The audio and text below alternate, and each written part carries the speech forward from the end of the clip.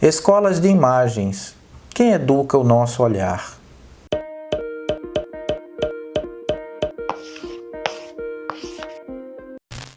Assim como existe uma gramática para a palavra escrita, existe algo parecido para os sons e para as imagens. Sons e imagens estabelecem referências múltiplas de tal modo que, na ausência da imagem, conseguimos imaginar o som, na ausência do som, conseguimos pensar qual seria a imagem. Quer um exemplo? No filme Luzes da Cidade, como é que o Charles Chaplin fez para que uma mulher cega confundisse o nosso querido vagabundo Carlitos com um homem milionário?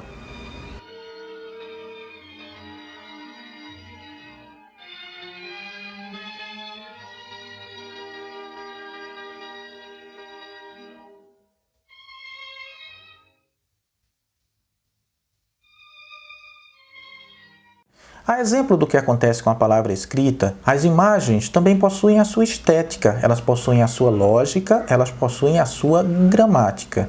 Acontece que nós aprendemos a ler imagem e nem refletimos muito sobre isso. É como aprender a falar ou a andar. Você não passa o tempo todo teorizando sobre esse processo. Ler imagem é a mesma coisa. A gente lê muita imagem sem refletir no processo. E na contemporaneidade, a gente lê tanta imagem que já se fala em hipertrofia do olhar.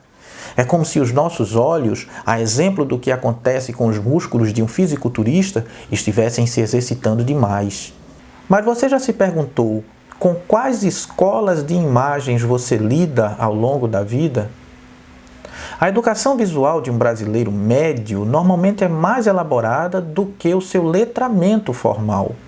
Quer dizer, o brasileiro está submetido e habituado a ler imagens com mais frequências do que ler a palavra escrita.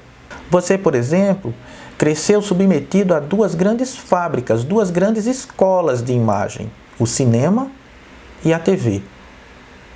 Quer dizer, isso se você tem por volta de 30 anos, porque se você for mais jovem, além do cinema e da TV, você entrou em contato com outras formas de produção e consumo de imagens, como por exemplo aqui, no mundo pós-TV. Aliás, você sabe o que é pós-TV? Mas vamos deixar o pós-TV de lado por enquanto. Vamos centrar nossa atenção no cinema e na TV. No padrão Globo de televisão, por exemplo, ou então no cinema hollywoodiano. Essas são duas grandes escolas, duas grandes fábricas de imagens, respeitadas no mundo todo, que produzem de forma esteticamente impecável, um tratamento técnico inquestionável. É por isso que quando você encontra outras imagens produzidas a partir de outros parâmetros estéticos, você se depara com um estranhamento. As imagens parecem caricaturais, forçadas, exageradas. Quer um exemplo? A série de sucesso do momento, Round 6. Quando você se depara com algumas daquelas cenas, elas parecem over, parecem passar, parecem exageradas, caricaturais, como eu disse.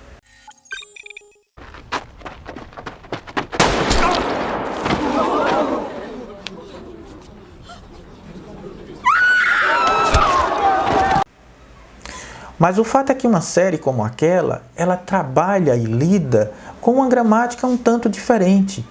É a mesma linguagem, cinema, ou TV, ou stream, mas agora com elementos componentes que não pertencem ao mesmo campo de construção interpretativo da imagem.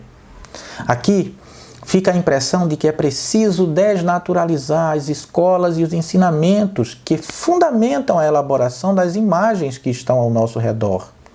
Esse é um processo fundamental para que nós possamos enfrentar este mundo que nos pede tanto do olhar.